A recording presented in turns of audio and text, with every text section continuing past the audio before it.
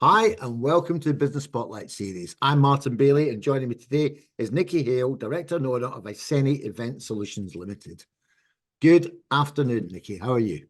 Hi, Martin. I'm really good, thank you. Well, Looking thank forward you very much for taking. Sorry, what were you going to say there? to our chat. So am I. So am I. And I want to thank you for taking the time out today to give me the time to have a proper chat. So, why don't we start off with you? I suppose tell me a bit about who you are, what you do. Okay, cool. So our business is registration, software and management for events. Yep. Okay, that could be a huge exhibition at, for instance, like Excel London or something like that, taking up the whole of the whole of the venue, or something as small as a networking event for 30 people that just want badges or data or want to know who's spoken to who or something like that. And we're responsible for total end-to-end delivery. So bringing the people onto the registration, capturing their data, analysing the data for the organisers, communicating with the attendees, sending them badges on site, delivery on site, the staffing, the team that meet you as you come in the door, getting everyone smoothly in kind of thing. So that's what we do. My background's events. So I've been working in events for too many years than I'd like to count, to be honest. And I'm definitely not owning up for that.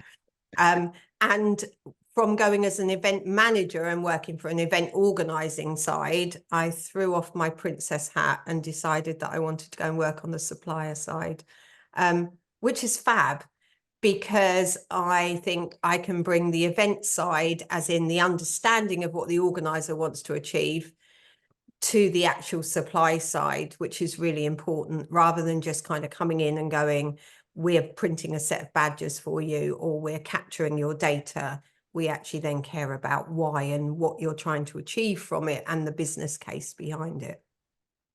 So I mean, that's interesting. So, I mean, I was going to ask you, can you share a story about starting your business, which you kind of started doing there? But what was the real driving force for you deciding, you know what, I had enough of being a princess, want to go and do this, and hit the coal face. So I left princessdom, shall we say, and went to work for a company that supplied registration services. We were one of their clients, and I'd kind of gone as far as I could in the company that I was in on the event side and wanted a new challenge. And I've always been fascinated with tech and that side of things. So Right. registration kind of floats my boat from both sides, right? It's got the techie, it's got the data stuff, and I love data analysis, and it's got the event side of it, and the delivery side, which is the bit that really, that's the fulfillment, I think, in some respects. COVID came along and the events industry had gone, quiet for a little bit. And the company that I worked for were moving on to do other things, and they'd got other, fish to fry.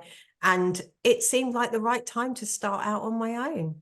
And Okay. I'd got the kind of the contacts to have the contracts and what have you, and been delivering them for the last 10 years. So, hey, why not? And it meant I could make decisions then on what I wanted to do with the business and where I wanted to take it. So there's lots of different ways then of delivering what we wanted to do. So it gives me a bit more creativity, if you like, to pick up things that perhaps other management teams wouldn't necessarily want to do, whereas I'd be quite happy to jolly along and do it. Okay. Start small. Yeah, no, absolutely. So I mean, you've been going for a couple of years now. So what were some of the initial challenges you faced? How did you overcome them? I think in the marketplace, it's quite difficult to be new. So I think one of the big challenges is your competitors quite often, they've been around for a long while. They've got really good strategies. They're really well known in the marketplace. So it's quite hard, I think, to actually say, look, we know what we're doing. We're mature enough to be able to deliver that for you whilst being a new startup. And I think that's probably one of the biggest challenges, to be honest, to be able to compete against those people, and for clients to be able to trust that you do know that can deliver and actually aren't just kind of testing the water, playing at it, and then going to disappear kind of thing against someone that's been at it for years. Okay. What have you done to try and overcome that? I think partially my my knowledge and my team's knowledge, I think, does show to everyone what we've got, and the ability to show delivery on some of the events that we've already carried out, and the history of delivering them in my previous position when I worked for the company, has allowed us to be able to prove that we can deliver, and also to actually care about the client's business. So I think if you can get in front of someone and talk to them about their business and understand their business needs for what they want to do, even though we're only delivering a small part of that, then I think it helps them understand that you are able to do that, and you understand what they want to achieve. And it's a trust thing. So how do you project that? So you said, obviously your ability, your team's ability, your experience. How do you project that so people get that, understand you communicate that credibility? I think if it's face-to-face and communication, I think it's really important. You can put out lots and lots of marketing and what have you, and you can send out emails and what have you. But I think what's really, really important is face-to-face communication, be it at an event, exhibiting, just getting in front of people and making sure that you can get that initial meeting or whatever, and then sitting down and being prepared to listen when you do, and to actually listen to what they want and have that conversation. But I'm a great believer in, I'm not a lover of random emails and things, just hoping something's going to come out of it. I think, picking up the phone, talking to someone properly is really important. I totally agree with that. But I suppose in some respects, there's a couple of stages to be able to get to that point of being able to talk to someone. Yeah. So how you navigate through them with that credibility to enable that conversation to happen. Yeah, I think a lot of it's word of mouth as well. So it's like if you can find at least some clients that are credible in themselves, then you've got that stepping stone to say, look, we've done this, or to advertise that you've done this or whatever. And I think also showing people that you are doing it. So it's all well and good to have a website that says, look, these are our services, but I think it's really important to actually show people, with, I don't know, videos of what you've been doing on site, videos, pictures of actually the delivery side of it, showing that you're physically delivering and what have you, is what, attracts people's attention. It definitely attracted mine as an organizer, rather than just looking at, a list of what we could do for you. Yeah. I wanted to know what it looked like. I'm very visual. I want to know what it looks like, how it would work, that kind of thing. And if I can see that, then I think I'm going to be more interested in buying that product or using that product. So I think that's interesting. You touch on something which is, obviously the VAC, visual, auditory, and kinesthetic. So you've got three different types of people, or three, people, like as you said, you're very visual. Some people are very touchy-feely. Some people are very listening. And it's about how do you communicate to all three of them all the time? In terms of your marketing stuff. How does your marketing plan work? How do you sort of assert your marketing plan? So I have a fabulous guy that runs a little agency that does all the work for me, and who prods me at all the times that needs prodding, because obviously there's lots of juggling when you're running a business, right? So you're delivering, you're worrying about your teams, and, obviously sales and marketing is uber important. So sometimes you need a little bit of prodding, or I do, to keep on the right track with that and not miss deadlines and what have you. I think what needed to be thought about right from the start is what exactly you want to say in your marketing and why. It's really important to have that theme of what you're offering, and know who you're offering it to in the first place, and then be really targeted about where, who is your customer for that specific part of the product. And in our case, we have kind of multiple options. Yes, we work with events, so you could be an exhibition organizer that's got visitor footfall that would look very different from a conference or an awards dinner or something like that, where people are kind of pre-invited or pre-qualified as opposed to walking up at an event. But there's also the side of, we could actually work with corporates who want training events, for instance, and run that side of it. We have CPD certification program. So associations and that kind of thing works really well. So I think it's really important to make sure when we market or when we're, looking for new clients or anything like that, that we look at who we want it to be and make sure what we're doing is tailored to what they need. Yeah, rather than a kind of one shape fits all thing. Because so more of a sniper approach rather than a machine gun approach. Yeah. And I think that's got to be more important. And I think quality rather than quantity is also important. Mm-hmm. And that comes from not just the marketing side of it, I think, but also the actual picking up work. Mm-hmm. It's great to say you get that in a small business, you feel that urge to not say no to anything. You want to go, yes, I'll take that. Yes, I can do that. Yes, I can do that. And sometimes the projects that you're picking up, or when you actually go to speak about it deeper and look into it, it's not going to be the right fit for both sides. It might be that it's time when we're too busy, or a time when, or the event just might not fit what we can offer. And what they're looking for isn't what we're offering, kind of thing. I think it's important to actually know that and be able to step away. So understanding the right fit in the case of you're all right, I'm all right, a win-win situation, rather than you being under stress trying to deliver and then not necessarily delivering what they want. Yeah, very much so. I think so. So look, if you say, if you had, I suppose, say you had some magic dust, right? And you could just put it in one area in your business. I mean, only choose one. You can only choose one. Where would you choose to put that magic dust? I think the one thing that's the hardest thing isn't necessarily the marketing. I think for people like me with, businesses where you want to keep your fingers on all the, on the bits, is time management. Okay. I think that's where I'd want my magic dust. Okay, so tell me a bit more about that. So how's that impact on you? I think it's really hard if it's about making sure that you equal your time out across everything that you need to achieve, right?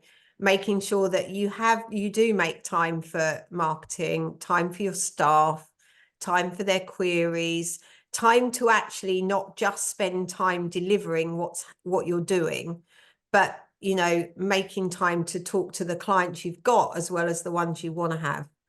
Because we all very easily get in that habit of we're only talking to the clients that we have, perhaps at the point they want something or we want something from them.